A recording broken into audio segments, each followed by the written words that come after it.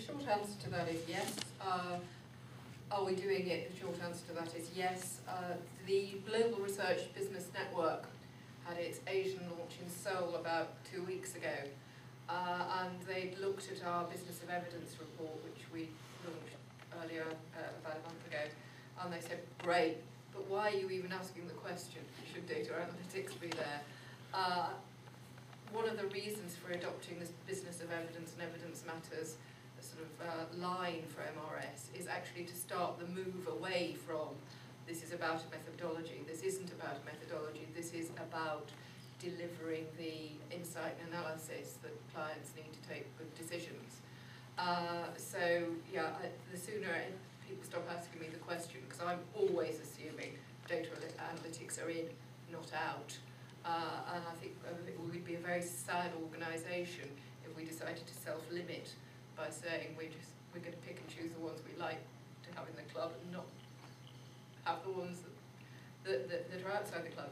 Plus, data and trust are important to us, so if we're not actually dealing and helping those people working in data to do things to standard and to quality, then we're going to be undermining our own trust and actually chasing governments who want to regulate us because we're not trustworthy enough.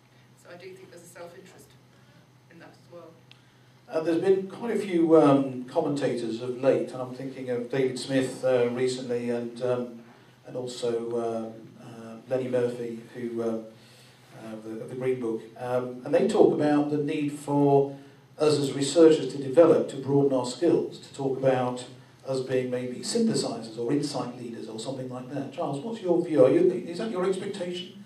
You're looking for researchers to have broader skills? Absolutely.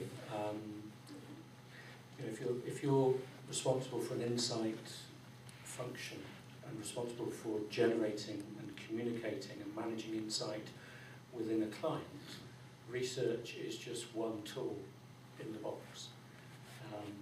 Yes, you've got sales transactional data we look at. We look at complaints, we look at social media in terms of monitoring, competitor intelligence, web analytics, and then you've got your secondary sources, be it from syndicated studies, TGI, that sort of thing.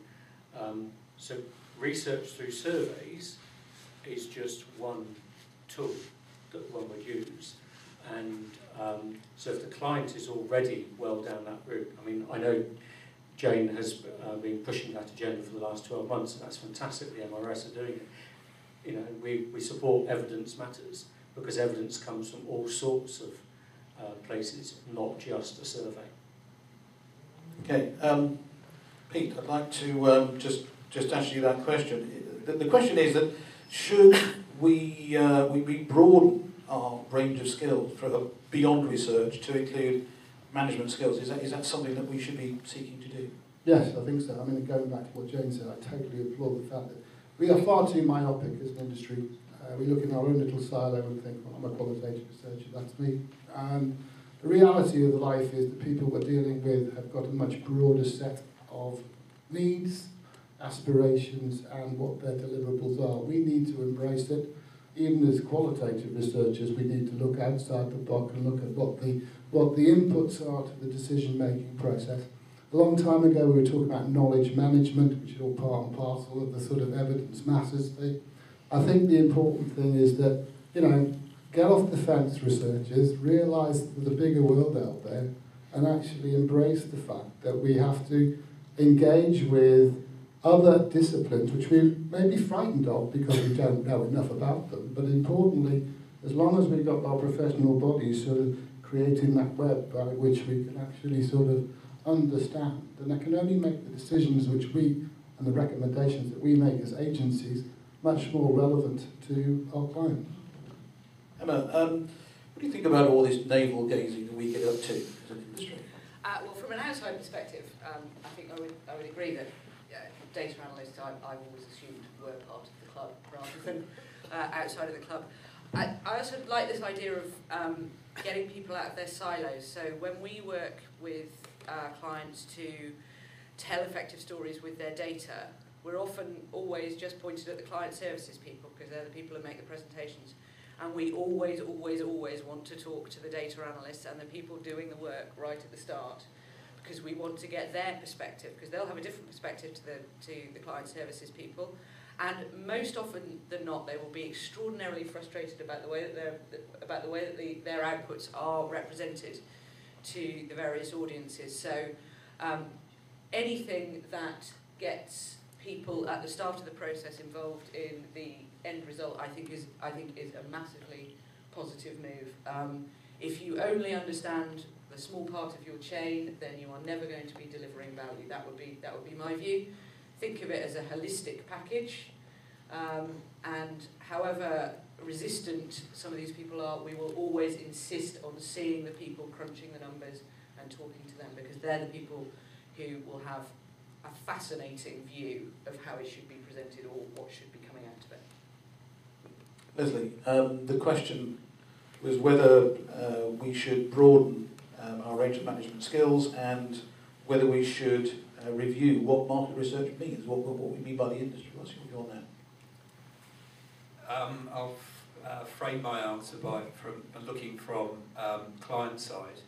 I think, having witnessed the change from research to insight, it was quite interesting to see a lot of in-house research departments suddenly just changing their name to insight departments without actually understanding that insight is completely different.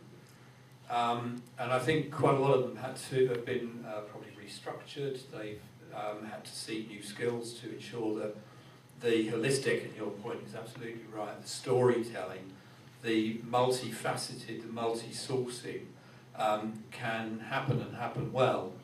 My team are a research team, they're not an insight team.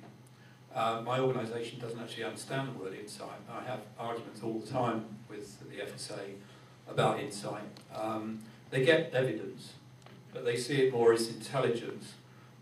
Insight to me is about weaving lots and lots of different strands together, some of which are bounded by professionalism and structure and methodology and standards, and some are entirely the opposite end of the spectrum. And it's about being willing to embrace those, some of which will be digitally sought or delivered, and presenting them where people can understand the strengths and weaknesses of the component parts. I'm mindful of one presentation slide I saw from Kate Dan, which showed the KD Consulting, which showed the characteristics, the competencies required of a researcher, and compared them to the competencies required of an insighter. And if you haven't seen it, you ought to get hold of it, because it's quite telling. And I think a lot of client organisations have muddled towards one while staying rooted in the other. Leslie, do you think that the more conservative clients have been holding us back? Putting qualitative researchers into a silo and think, I just want you to do that, I don't want you to be involved in the broader business piece. Let me answer that from when I was working for a charity. Research was seen as only being qualitative, and everything else was database analytics, and charities are very heavy on this. So they pigeonholed research as qualitative and a nice to have, and there'll be some stories in there. And they haven't moved on. So integrated insight, where you've got database analytics and other forms of research, that needs to move on. I think the MRS, and all credit to Jane, is making great strides to create not one church, but a series of interlocked, interdependent entities which all have value, all have a place in the world, and will all work together. Will work more effectively if they work together. And I think that's the goal. But it's we're playing catch up, because we really should have been doing that 15 years ago. Instead, we spend most of our time arguing amongst ourselves as to whether we should be Catholics or Presbyterians. I think we're moving, but it's taking longer than many of us would have liked.